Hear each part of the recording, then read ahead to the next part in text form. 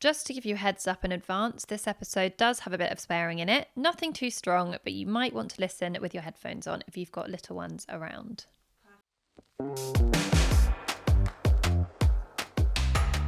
Hi everyone, for those of you joining us, welcome back. And for those of you who are tuning in for the first time, hi, I'm Millie McIntosh and I am joined by one of my oldest ride or die besties, Charlie.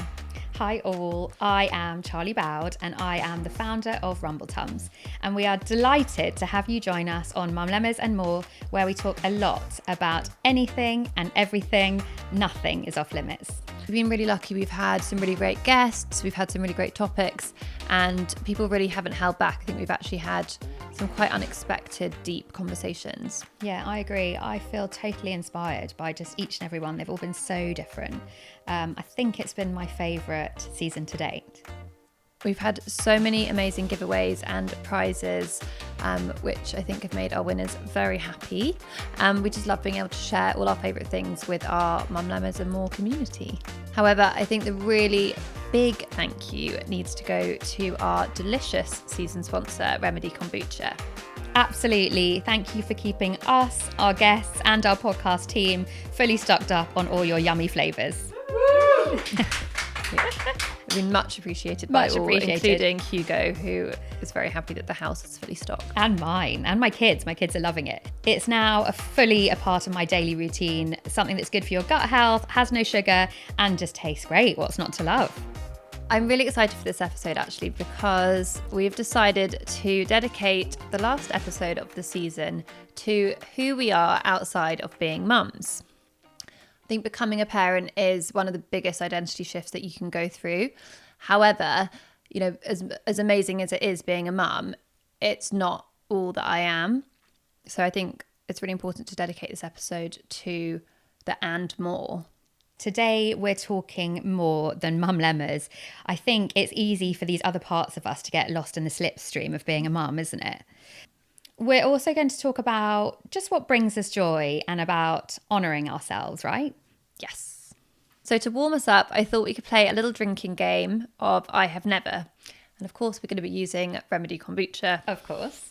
Okay, can you pass me again? Yes, which one? The lemon and ginger. Yes, for sure. Here you go, my love. Okay. Here you go. Thanks. Okay, so I'm going to have this one.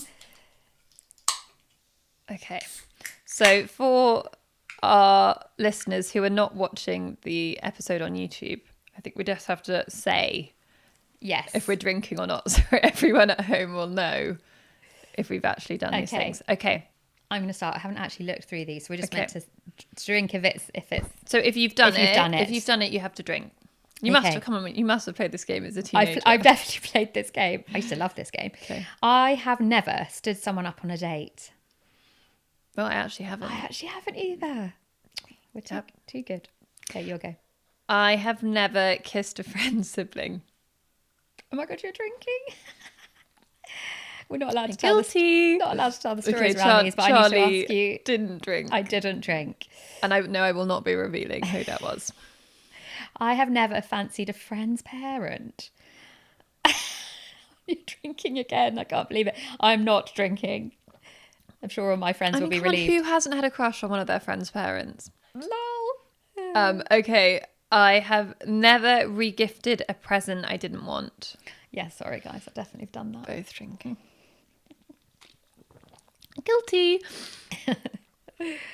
I have never given a partner an embarrassing name. Definitely done that.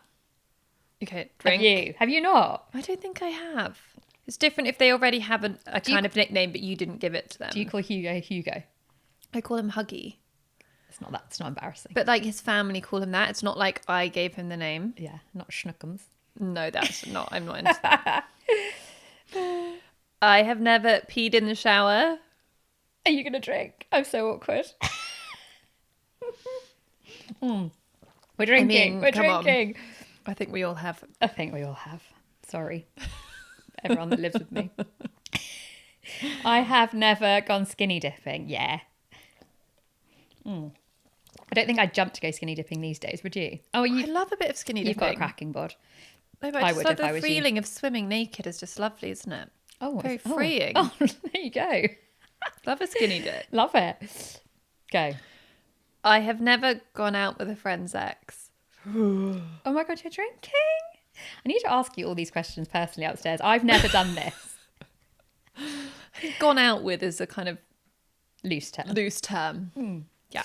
Okay, I have never looked through my partner's phone. We're both drinking. We've Yeah. definitely done that.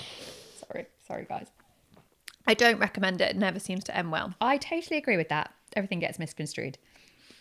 I'm sure they've done it to us as well. Obs. Okay. I have never returned something after I've already worn it. Sorry, I've done that. I'm going to drink. Charlie Pound. Are you not drinking if you've never done that? I've never done that. It's because you've got too many clothes. There you go. You don't need to. Okay. That was fun. That did warm me up. That was good. Yeah, you feeling warmed up? I am. Okay. How's your week been? Good, busy, hectic. Dealing with where we're sending Sienna to nursery next year. Oh, yes. She didn't get into the one we want her to go with, so She didn't get in. We've been dealing with. How with did that. you take that? They own Tiger all mum? of the spaces went to siblings. Yeah, that happens. So it's not even like down to like we didn't want your child for whatever reason. It's all of the spaces have gone to siblings. But yeah, fuming. If you weren't at that gate demanding for her to be let in, I don't even know you. Did you do that? I'm not taking no for an answer, so there's going to be a way. I knew it. I knew it. What about you, babe? You know what, actually, I have Okay. to say, something happened to me that, and I blame you for What? it, because before I entered this podcast world, I was a normal person that lived a normal life, and I'm not active on social media, but I have had people slide into my DMs because of you, because you have entered, and I'm going to show you, you have entered me into this world, this new world. Is this a good or a bad thing? So I've actually just pulled out my phone to show you what my new life looks like. Okay, so this slid in to my DMs. Yeah, I'm happy for you to read it out loud just to show people what I now have to deal with in this newfound world of mine. Read it. Okay, so I'm not going to say the person's name to protect their but identity. can you just describe the So what he it looks like an older gentleman who likes a gilet, he loves a gilet, a kind of puffer gilet and a cap. right? Hello, beautiful. Do you need a sugar daddy to spoil and support you financially? You're really gorgeous and adorable. You deserve to be happy and treated like a queen. Well, that is true. But do let me know if you're interested. What the fuck? I've never had What anything the like this in my fuck? entire life, and now this shit happens to me. I mean, I dread to think. Maybe you should just be flattered. You know what? I'm like, who doesn't need that in your life? No, it's always good to have a backup option. I mean, does this thing stuff exist? Watch out, Johnny. Well, does I this stuff mean, exist? Like, is I this do. a I do thing? sometimes get weird messages Of like course that. you do. I can't imagine the amount of weird messages you've had. I mean, a sugar daddy's a thing. Like, what even is that? I think it is a thing. Oh, you knew. So yeah, you've opened me up into this It's creepy. this So, podcast like, world. are you gonna block? Are you gonna? I'm just interested to know. Like, have you what showed have I- Johnny? No, I haven't feel showed that's him. hilarious. He's gonna be like, oh god, like what is this? So our first mum lemma, or maybe we should call it our first more than mum lemma. Love it. Is there an experience you'd love to have or something you've dreamt of doing, which you often thought about, but you've never dared to say out loud, even to your friends or partner? Ooh, that's a great one. You go first. Are you sure? Yeah. Okay, so mine is a bit out there. Okay. I'm quite interested in kind of the more alternative kind of plant medicines that are out there. And I'm actually would be really interested to go and kind of do like a guided, like you could go away for like a retreat and where you're basically microdosed and are guided with professionals So to it's like a work- medical one. Yeah, to like work through like past trauma. Wow. I would love to do that. I think it would just be, I think it would really help me to process and kind of like tackle some of my like past demons and things that I would like to kind of overcome and just like move on from. I guess I kind of think it could be interesting in a way to just, it's just like deeper self-exploration. Would you be scared? Like, is it something that you're fearful about doing stuff like that? It's because it's like totally letting go, isn't it? And I don't think I'd be scared because I would only want to do it in an actual certified medical facility where you've got professionals there, there's doctors there, you're being completely monitored, and it is completely safe. So I don't think I'd be scared. I think it's something I do want to do. It's just a case of like doing the research, finding the right place. Exciting. Okay, so that's my kind of that's my thought. That's my kind of thing that I've maybe not dared to say before. Yes. What is yours? When I was little, like very little, I was painfully shy, like painfully, yeah. And I used to like hide behind my mum, like hold onto her leg, wouldn't ever like talk to anyone. People used to say, "Hi, Charlie," and I would just not be able to talk. Yeah, when I was a child. So I was like frozen in fear. And that's just my natural, I guess, my natural personality that I was kind of born with. And I'm obviously not like that at all now. Yeah. And I have throughout my whole life kind of talked myself out of that shyness, I guess, and throughout loads of things that I've done. Because you're so like outwardly outgoing. Yeah. You're so like confident. Yeah, exactly. For people that don't, just for our listeners, maybe they don't know, like I've always known you to just be like straight away when you like light up a room. Yeah, but it was a journey. So on that path, I would love to do something that totally takes me out of my comfort zone. Like, really? Yeah, because I'm constantly doing that. Even kind of doing this, is a step on that path. I had to literally like twist her arm to do it. Yeah. A bit like, what, you want me to do a podcast? Yeah, I was like, oh God, do I really have to do this? People have got to listen to me talk. And I was like, yes, because I always love the way that we talk when we're together. Yes, exactly. I was like, people need to like, why don't we just like let people in on these conversations? I would love to do something, not that I will ever do this, but if I could pick anything to do like in my future life, it would be to do something like be on the stage, to do something totally outrageous that's like really terrifying, more than like public speaking. I have to do a lot of that in my day-to-day life, but something that's that would really push me and push my my boundaries in that way. If you could pick, would you like love to be in a musical? In another life, to be like in a Broadway musical. Really? Yeah. A musical? Yeah. To be so like the singing, lead. dancing, lead role. Yeah. Babe, it's never too late. Oh no, babe, I think the moment's gone for me, sadly. I think I've kind of deviated sing a show tune? Off that. No, babe, Come I can't. on, also, I can't tune. sing for shit. So like, I think it would just be a total disaster. I don't know how much you could do about that. Voice transplant. Voice transplant. Basically. Maybe there'll be like a parents' panto you can be in. Well, that sounds awful. Sorry, babe. That's not my hopes and dreams. I'm saying you should dream big, but I'm just thinking in a practical way how we can make this dream happen for you. Yeah, I don't think it's gonna happen.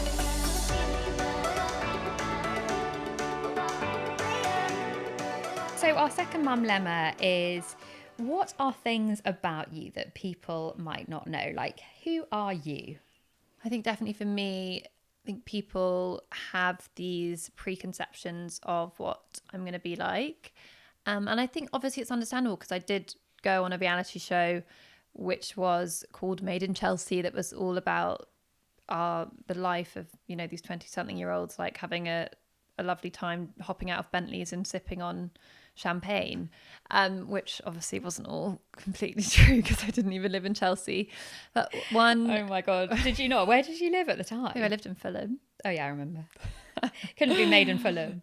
Made in Fulham just doesn't have the same ring to it. Like, for example, on Made in Chelsea, I think in the first episode, me and Kagi were filmed getting out of a Bentley and going into a nightclub, but we'd actually got the bus.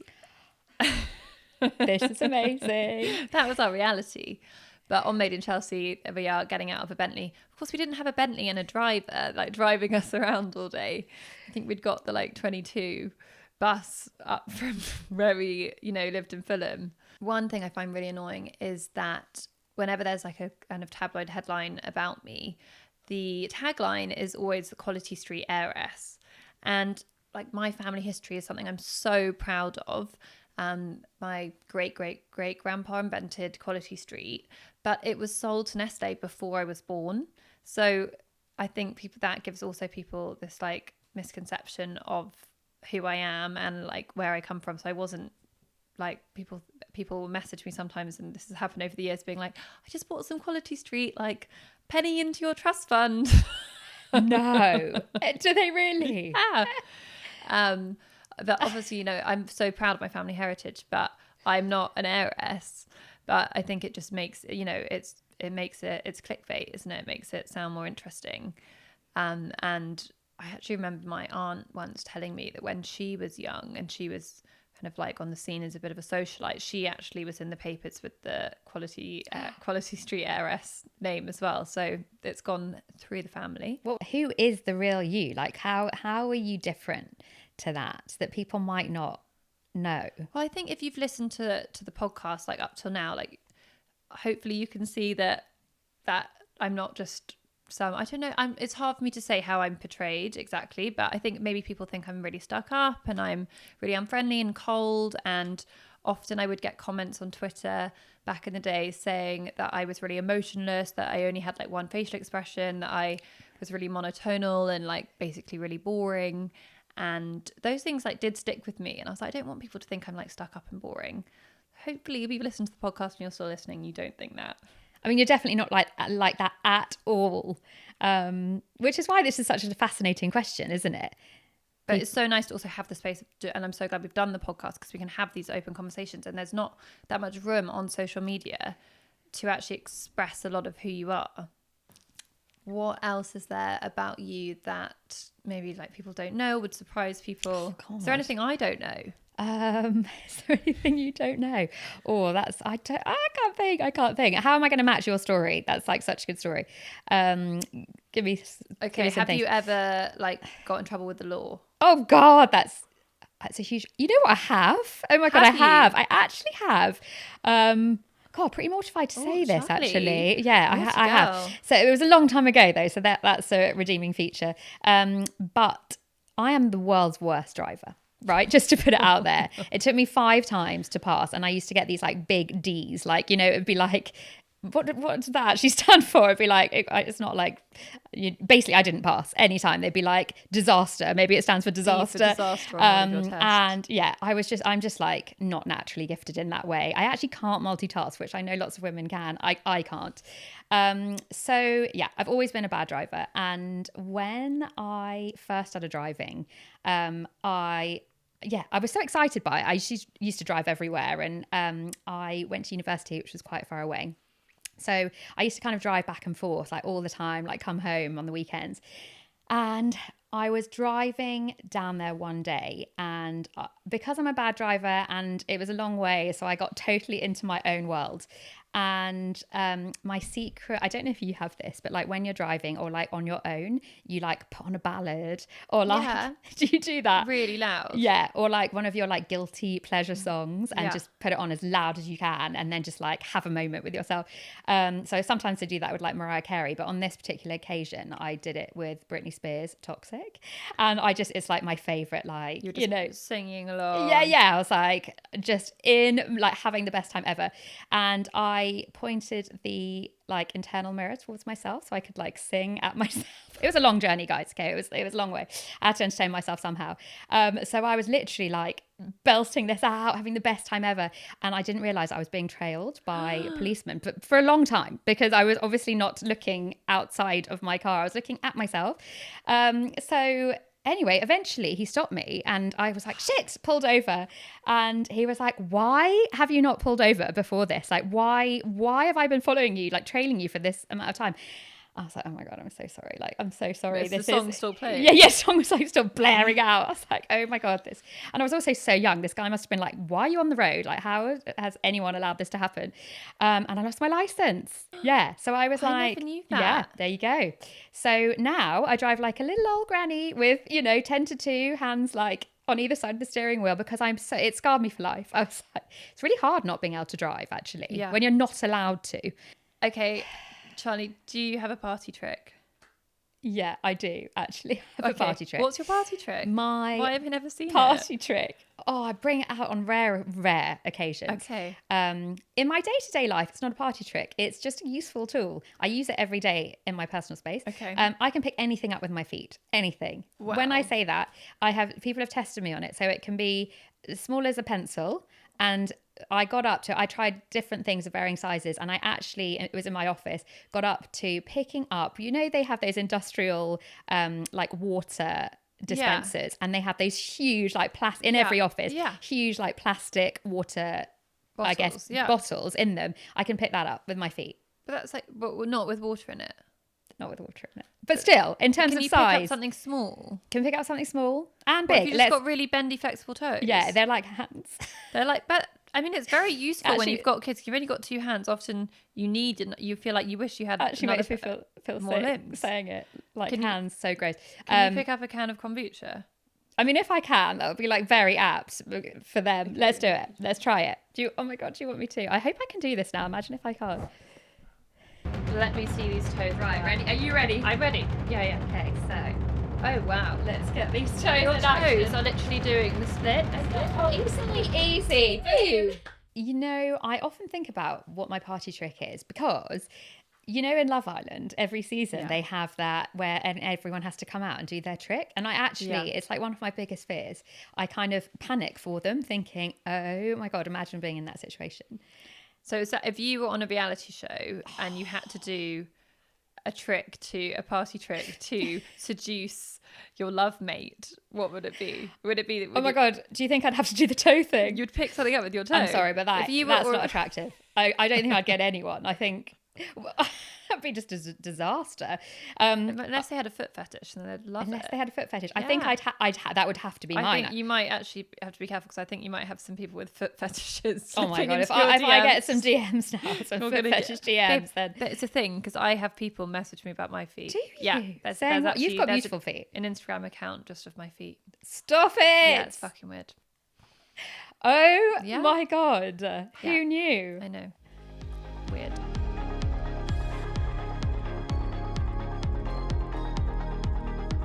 Our third Mum Lemma touches on something that our guest from episode 2, Georgie Crawford, talked about, which I really loved. And it was like, what are the things in our lives that bring us joy and pleasure? And often it's not always something that somebody else would choose for you, that somebody else would know. But what are the things that we really like enjoy that give us that? Even it can be a small thing. It's not necessarily, I think, about the big things. Sometimes it's about those like small things that actually really matter to you. I think this is so important, like being a mum. I think so often it's not about you. Yeah, well, it's literally at the very end of the list, of the to-do list. It's not even on the to-do list. It's like, what can I do for everyone else? Yeah, and you forget about yourself. Yeah, and I think before you're a mum, it is all about you. So like you have lots of joy and lots of pleasure, don't you? And then I've definitely noticed that it becomes about other people, and I guess you have to find joy and carve out joy on purpose, don't you? That's what Georgie said. If you're lucky enough, you might just find joy. But it's actually, you have to create it for yourself in your life. So do you feel like your what you find joyful has changed from being you before kids to you after kids? Like, has it become big stuff to now kind of just small daily snippets of joy? Or what's your experience with it? I mean, obviously, in my life as a mum, I get so much joy from my children. Yeah. And something sweet that my 3-year-old will say to me, cute moments with them, that really does bring me joy. But also sometimes it's fucking stressful. And the little things that I notice throughout the day that really make me happy are things like just something like I've managed to carve out time to do something for myself. I'm going to go do a workout. I'm walking there. It's a cold day, for example. I've wrapped up warm and I can feel the kind of cold air on my face. I'm listening to a podcast and it's just like me time, and that is something I really enjoy. Just taking a walk through the park rather than driving, so that I'm actually getting a bit of time in nature, feeling the sunlight on my face. Little things like that really bring me joy. I'm really specific with how I like my coffee. Oh yeah, you are. And so I like, if I'm making it from like my coffee machine, put a pod in, then I like to top it up with a little bit of like freshly boiled water so it's super hot, and then I put a little bit of cold oat milk in. I just have like a special way that I like it. Note to self, never make Millie a coffee. Actually, it took me ages to train Hugo to make my coffee exactly how I like it. Does he do it now? He used to like, bring it to me and I'd be like, honey, come on, you know how I like my coffee. But it's really important to me. So I kind of like noticed, I was like, actually, if I'm not at home, if I'm traveling or I'm staying somewhere else and I can't have my coffee exactly how I like it, when I get home and I can make it just how I want it again, I like really take pleasure in it. It's such a small Really? thing, but yeah. Do you find that if you don't do these things, so if you don't have the right coffee, you haven't had like a nice me moment in a bath, you haven't been able to like walk to the gym and have a like laugh to yourself on the way there, do you find that it affects you and that you know, Yeah. have a worse state because of that? Definitely. And look, it's obviously not possible to have all these things like all the time or every day, because, you know, it just doesn't work like that. And I've had quite a hectic time recently where I have found that I haven't been like having enough of these moments, and it starts to really affect how I feel. So I think you do have to literally schedule in the time to have them. Yeah, it's so true. Even if some mornings that does mean for me like getting up at 5 a.m. Really? What, Yeah. to fit it in? Yeah. And do you do that? Sometimes, yeah. Yours. So my things are, I didn't realize it was this before I had kids, but it turns out that I am not a morning person at all. I'm the opposite. I'm a morning person. You are. Yeah. So Millie, when I wake up in the morning, I've got 50 messages from Millie from like 5 a.m.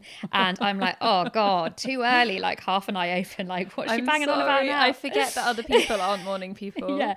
So I'm not, and my husband is. So he kind of gets up really early, and I used to force myself through the kind of morning routine and just like get up, you know, you got to go, and you know, and my husband goes to bed really early and I'm the opposite. I stay up really late on read a book on my phone. So we've kind of got into this rhythm now where I can have the morning and he can have the evening. So so he lets me, you know, lie in and take my time, and he will do all the kids' breakfast and do all of that stuff. And I have that first bit of the morning just myself, and then I totally take over. So I do bath and, you know, stories and put them to bed, and, you know, dinners and all of that kind of back end stuff will be me. And we've just got into the routine of it, and we both therefore enjoy our role and we know what it is, and it brings us joy. I think it's so important, I think, to really note what those things are, and then to just figure out a way to fit them into your life. Like you said, Yeah. so you've like worked out with your husband what works for both of you, so that you can just, you know, go be the happiest versions of yourselves. Yeah, and it just makes the whole experience calmer, I think, because you're not kind of doing stuff that you really don't want to be doing. You know, you're both kind of taking responsibility of the stuff that you enjoy and that you're good at. So we kind of do that across all aspects of parenting, and both of us have our own time within that. So another one for me is, again, is like, I just don't do this enough, but I used to do it all the time, is just like dancing. I think that brings me Yeah. total and utter joy. But it's not just like going out, which I do, and sometimes, and I, you know, make sure that I can have like a proper dance and like, you know, properly shut my eyes and just go for it, because that's like really, I think when you're a mum, you're just so, you know, burnt out, and Yeah. you never get space to kind of be yourself and to do stuff like that. So that I just love, but also just like dancing around my house, you know, like I do that. It's a And great way to like start your day in the morning. yeah, I like put some love music doing it. on. Obviously, when no one's there. Or I do it with the kids, because they I do both. too. If I'm in the kitchen at doing their breakfast, I'll just put the radio on really loud. I do too. And they'd start dancing, so we all have a dance. But again, that is doing something with the kids. So now I'm on my like alcohol-free journey. I think it would be quite fun to go and do like a kind of sober rave. Yes, like a silent disco kind of thing. Yeah, they have them like in the mornings.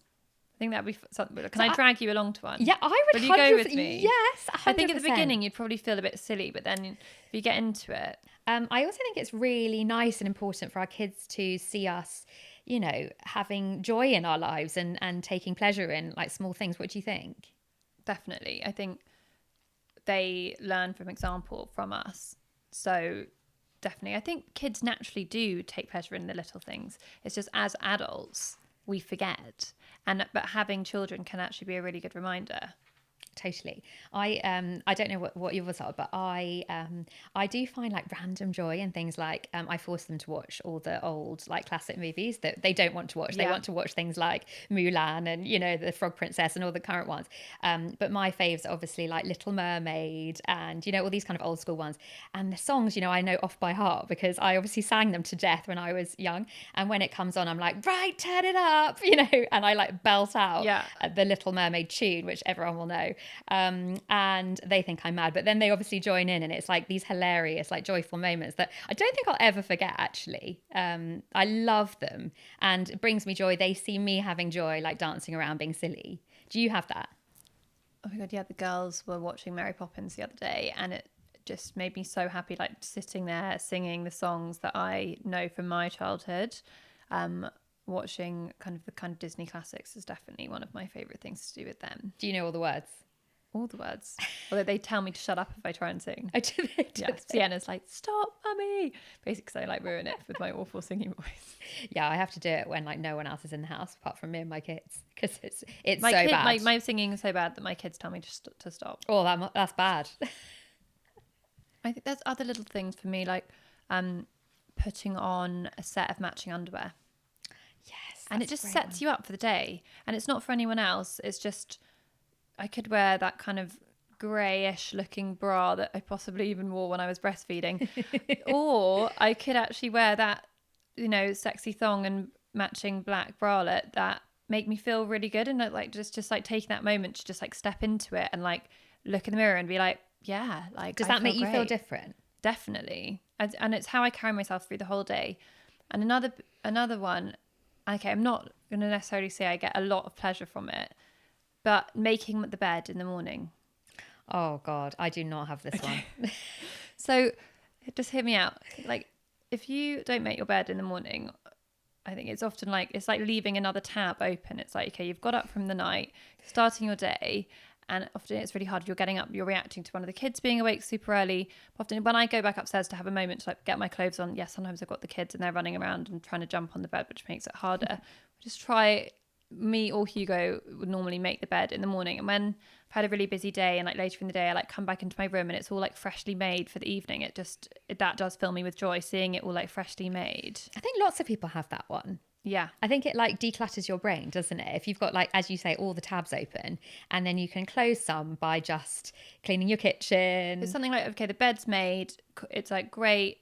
It's like it's like the bed is in order, and then it just sets you up for the day. Bed's in order, got your hot lingerie on. Yeah, like got your weird coffee. Okay, I've got my sexy undies on. I've made the bed. I've had my coffee just how I want it. I'm walking to the gym laughing out loud to a funny podcast. That's me having a fucking epic day. That is you having a blast. Yeah. Simple pleasures. Wild. I love it. Wild. You are wild. Well, on those positive vibes, I can't believe it. We've actually found ourselves at the end of season 3. I can't believe it. Can you? Oh, it's gone so quick. I feel like we're podcast pros now, babe. Podcast pros. Can't wait for the next one.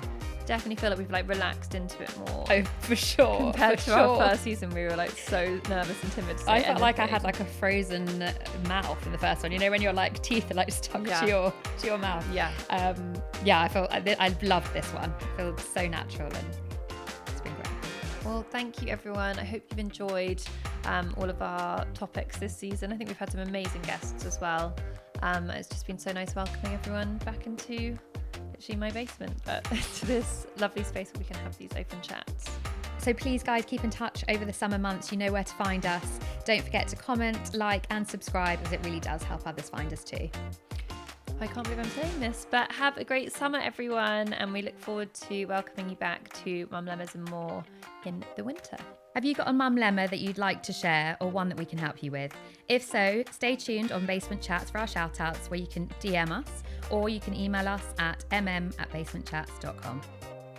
Also, check out our YouTube channel for full episode recordings and behind-the-scenes clips. The channel is updated every Sunday. Just search for Mum Lemmas. And remember to subscribe, like and comment. Please rate and leave us a review. We want to hear from you. Please note, we're not experts, so please consult a GP or professional if you want to know more about anything we've spoken about on the show today. Before we go, one last thank you to the tastiest kombucha around and this season's sponsor, Remedy Kombucha, available at remedydrinks.com/UK. And of course, we need to thank our team, as none of this would be possible without them. Thanks to audio producer Sarah Cudden of Fleece Collective, Leo Hunter, video extraordinaire of Hatch 108 Productions, and Basement Chats for creating this space where we can all have this chat freely.